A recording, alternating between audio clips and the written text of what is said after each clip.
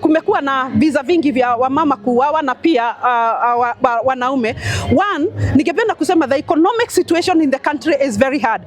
And that's why tunaita both wamama na wanaume. Tunaweza kuwa can we be patient with each other?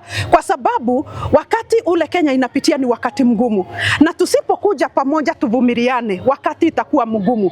Kwa hivyo inabidi baba wa nyumba, mama wa nyumba na pia na watoto tukae chini, tuongee, tuone vile how are we going to go through these difficult times other than fighting each other. Manake tukienda kupigana ndio tunapata mwanaume amekuja kama ako bita, ama mama amekuja ako bita, vijana wamekuja wakiwa bita, na hiyo family haiwezi kuwa family tena. Ngine ya kwanza tungependa kusema serikali, as much as we are saying 16 days of ending gender based violence, we must also serikali tuangalie the economic status ya nchi. Ni lazima tupunguze politics. Ni lazima tuhakikishe ya kwamba ati tumeweka siasa kando na tuangazie mambo ambayo itasimamisha familia katika jamhuri ya mama.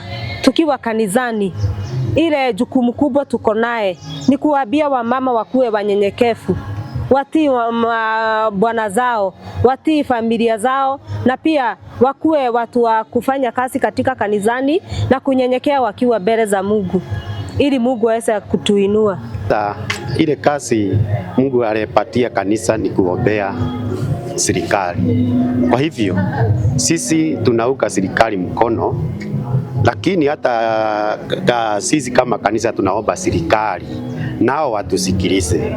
Mama ni baya sana. Kwa hivyo sisi kama kanisa hatutaki hiyo. Tunataka watu wakae na amani, wamama watii wazee, naye wazee waheshimu wamama wao.